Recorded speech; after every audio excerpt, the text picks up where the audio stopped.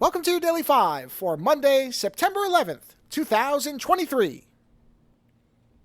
One of our listeners who I talk to over on Discord quite frequently and has cinematic tastes that often overlap with mine linked a movie that we were both surprised I hadn't already seen.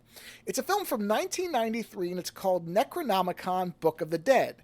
And there are cases where I will watch a movie that somebody suggests or sends a link to and realize that I had seen it and I had just not really remembered it from its title or from the artwork, but I'll watch it and I'll go, oh, okay, now I remember this scene happens or whatever, and I'll remember it. But this one, I don't remember it at all, which is odd because it seems like a movie I would have watched before now.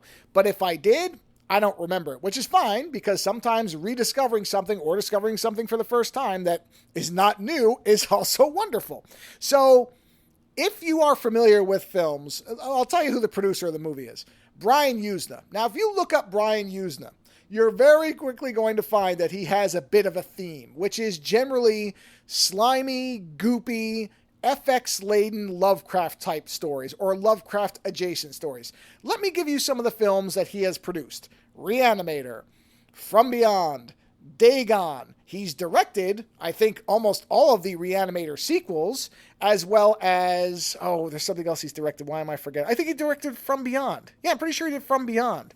So he definitely has a type of movie that he likes. And that's generally a movie that would be classified as a B movie, but that has really memorable elements, whether it's character actors like Jeffrey Combs is in virtually everything he's ever touched, including this film.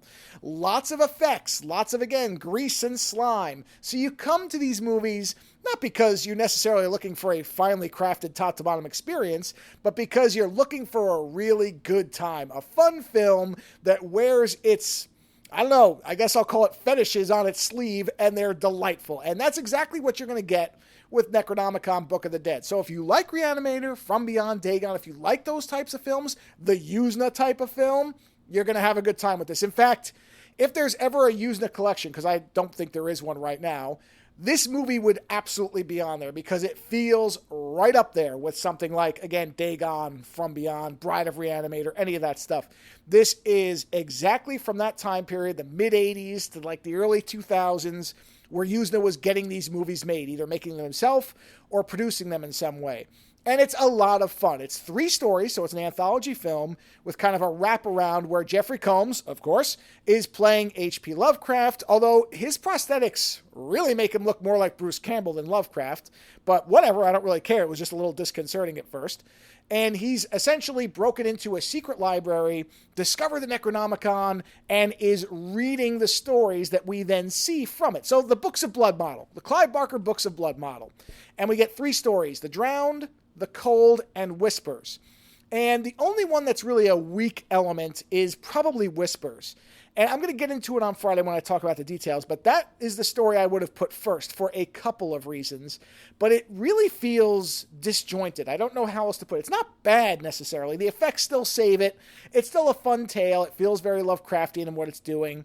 But it also feels very rushed. And there are moments that don't seem to quite fit together. Again, not terrible, but definitely the weakest of the 3, and that's why I would have thrown it to the beginning. My personal favorite is The Cold, and I'll explain why, but that one, without giving details away, the effects in that one are the best of the whole movie. But the effects are good throughout. So again, I don't want to make it like any one. The effects in every segment are really good. They're particularly good in The Cold, but they're good throughout. And that's really what I feel like the selling point of the movie is. Along with the fact that you're going to see a lot of character actors that you used to. Richard Lynch, David Warner, the woman who was the psychologist in RoboCop 2. Sorry, I can't remember her name. Jeffrey Combs. You're going to see faces you recognize. And that's also one of the things you enjoy about movies like this. It's almost like the band getting back together for these types of films.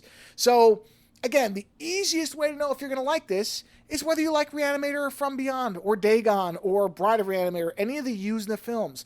If you like any of those, if you're in for fun Lovecraftian tales, then you're going to have a good time with this. Is it going to, be up there with some of the great films? No, but it's not trying to be. It's trying to be a lot of goopy VFX fun, and it manages to be exactly that. So, again, 1993, Necronomicon Book of the Dead. It's on YouTube. I haven't been able to find it streaming anywhere else, but you can watch it for free on YouTube.